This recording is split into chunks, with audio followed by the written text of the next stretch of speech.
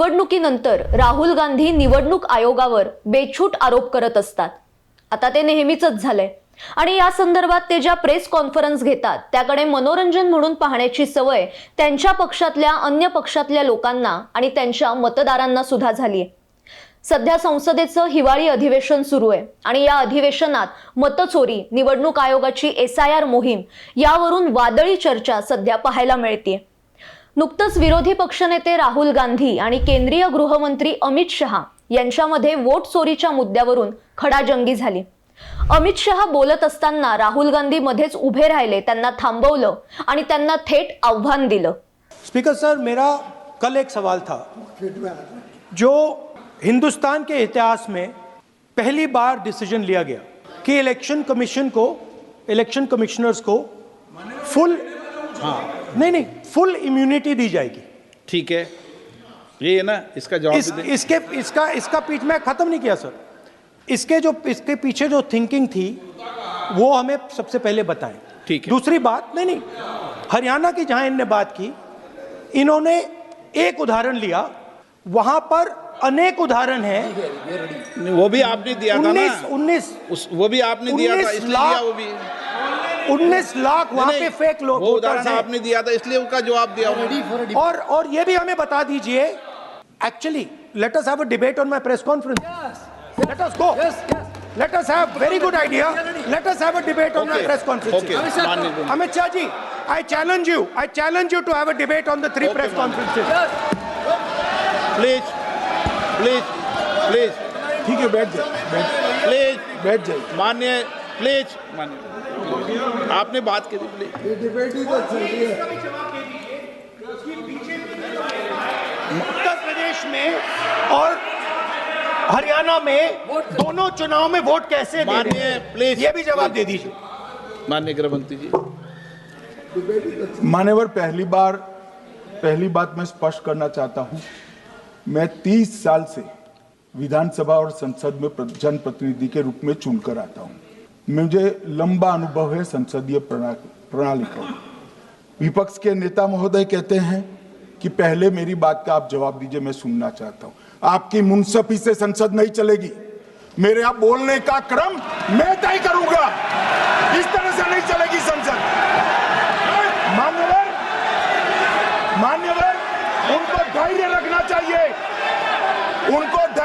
चाहिए मेरा जवाब सुनने का. इनकी एक बात का जवाब मैं दूंगा, मगर मेरे भाषण का क्रम वो तय नहीं कर सकते.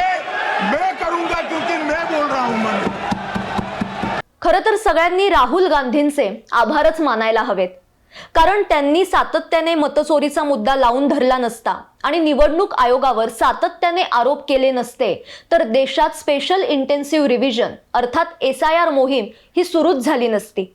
या मोहिमेमुळे बिहार, पश्चिम बंगाल, गुजरात, उत्तर प्रदेशमध्ये ज्या प्रकारे बनावट मतदारांची साफसफाई सुरू आहे ती सुद्धा झाली नसती. राहुल गांधींच्या बेछूट स्वभावामुळे आता विरोधी पक्षाला त्याचे चांगलेच परिणाम भोगावे लागतायत. वास्तविक सगळ्याच विरोधकांनी SIR मोहिमेची धास्ती घेतलीय, कारण त्यामुळे त्यांचा हक्काचा मतदार हा मतदार यादीतून साफ होण्याची शक्यता आहे. त्याचा पहिला फटका बसणार आहे तो पश्चिम बंगालच्या मुख्यमंत्री ममता बॅनर्जी यांना. पश्चिम बंगालमधून साधारण 70 लाख नावं ही मतदार यादीतून कमी केली जाण्याची शक्यता आहे, तर उत्तर प्रदेशमध्ये जवळपास 3 कोटी नावं ही मतदार यादीतून वगळली जाण्याची शक्यता आहे. आणि इतकंच नाहीये, अजून बरीच साफसफाई बाकी आहे. राहुल गांधीजी आगे आगे देखो होता है क्या.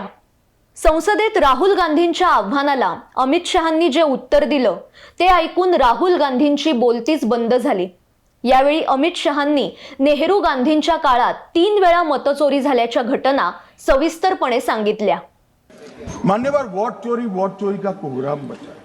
मैं वोट चोरी किसको कहते हैं वो बताना चाहता हूं.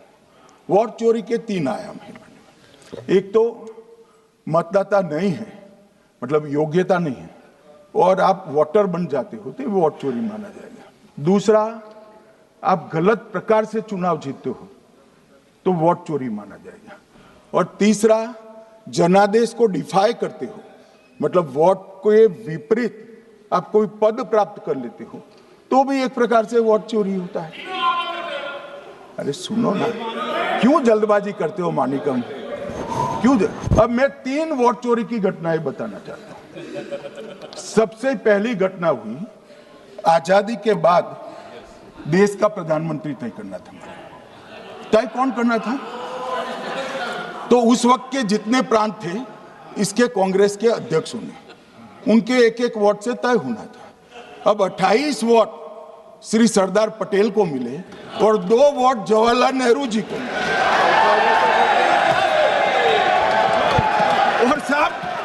और साहब प्रधानमंत्री जवाहरलाल जी बने।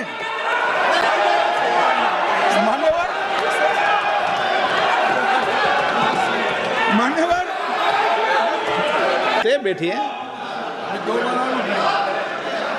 मान्यवर दूसरे प्रकार की वोट चोरी और नैतिक तरीके से चुनाव जीतना, ऐसी वोट चोरी भी भूतकाल में एक बार हुई थी। श्रीमती इंदिरा गांधी रायबरेली से चुनी गई।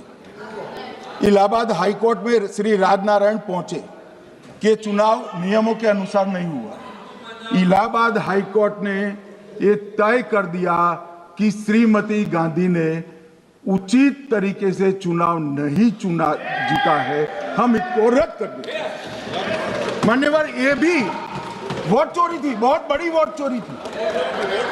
और उसके बाद में क्या हुआ?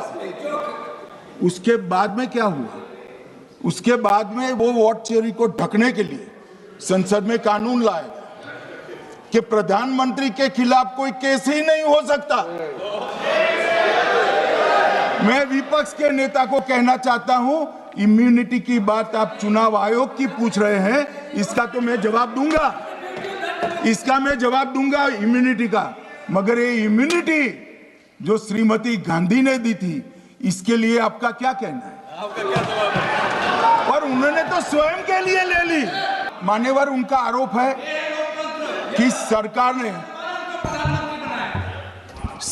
ने बनाया तो लोकतंत्र ने बनाया, तो जो समय का केस था वो बताया है, आगे का तो बताया। मोदी जी को भी सब लोगों ने प्रधानमंत्री बनाया है भाई, आपकी कृपा से नहीं बने हैं। मान्यवर विपक्ष के नेता ने कहा कि आपने चुनाव आयुक्तों को इम्यूनिटी दी। इनका आरोप सत्य नहीं है, मैं इसकी बात बाद में करता हूं। परंतु हमने तो चलो मानो चुनाव आयुक्त को इम्यूनिटी दी, श्रीमती गांधी ने तो अपने आप को इम्यूनिटी दी।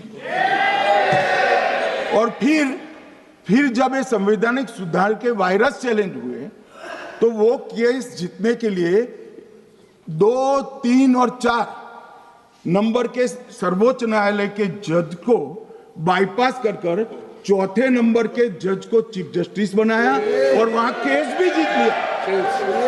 और मान्यवर, ये तो इतिहास है, कौन जुटला सकता है? इनको कोई पढ़ाता नहीं है इतिहास, ये तो इतिहास है, सर्वोच्च अदालत और संसद के रिकॉर्ड में रखा हुआ इतिहास है। इसके खिलाफ लल्लन सिंह जैसे कितने लोग पूरा जीवन लड़े बिहार में, इमरजेंसी के खिलाफ जेल में गए, लाखों लोग गए। और तीसरी वोट चोरी कहना चाहता हूं, तीसरी वोट चोरी का प्रकार मैंने बताया था कि योग्यता नहीं है और मतदाता बन जाना। अभी एक वाद पहुंचा है, वाद मतलब डिस्प्यूट पहुंचा है दिल्ली की सिविल अदालत में। उसमें डिस्प्यूट ये है कि सोनिया गांधी जी इस देश की नागरिक बनने से पहले मतदाता बने।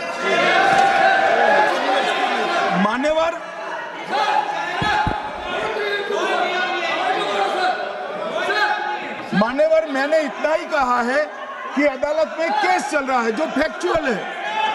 अब जवाब तो उनको अदालत में देना है, सोनिया जी ने यहां क्यों दे रहे हैं? अदालत में जवाब देना है। मतचोरीचा तिसरा प्रकार म्हणजे पात्र नसताना मतदार होणं, आणि याचा उल्लेख करताना अमित शहा यांनी सोनिया गांधींच्या संदर्भातील एका न्यायालयीन वादाचा उल्लेख केला। न्यायालयात दाखल केलेल्या अर्जामध्ये असा दावा करण्यात आलाय की 1980 मध्ये जेव्हा सोनिया गांधींचं नाव दिल्लीच्या मतदार यादीत समाविष्ट करण्यात आलं त्यावेळी त्या इटालियन नागरिक होत्या। 1982 मध्ये ते नाव वगळण्यात आलं. त्यानंतर पुन्हा एकदा 1983 मध्ये त्यांचं नाव दाखल करण्यात आलं. त्यावेळी त्या कायदेशीररित्या भारतीय नागरिक नव्हत्या. दिल्लीच्या दिवाणी न्यायालयात सध्या हे प्रकरण दाखल आहे आणि याचं उत्तर आता सोनिया गांधींना द्यावं लागणार आहे. अमित शहांनी ही 3 उदाहरणं देऊन राहुल गांधींच्या मतचोरीच्या मुद्द्यातील हवाच काढून टाकली आहे. निवडणूक आयोग भारताच्या इतिहासातील एक अत्यंत महत्त्वाची आणि ऐतिहासिक जबाबदारी पार पाडतोय. देशाच्या राजकारणाचं एक प्रकारे शुद्धीकरण सुरू आहे आणि गेल्या काही वर्षात जी काही घुसखोरी आपल्या देशात झालीये त्याचे दूरगामी परिणाम आपल्या भारताच्या राजकारणावर आपल्याला पाहायला मिळत आहेत. पण आता विरोधकांचा आणि एक प्रकारे नेहरू गांधी घराण्याचा खोटेपणा उघडा पडलाय. ही तर सुरुवात आहे. अजून या मोहिमेमुळे बऱ्याच गोष्टी बाहेर यायच्या आहेत. जशी जशी वेळ येईल तशा त्या सगळ्या गोष्टी आम्ही तुम्हाला सांगणारच आहोत. पण आजच्या भागात इथेच थांबण्याची वेळ झाली आहे. पुन्हा अशाच महत्त्वाच्या विषयासह आपण भेटणार आहोत. त्यासाठी साप्ताहिक विवेकच्या YouTube चॅनलला आजच सबस्क्राईब करा. धन्यवाद.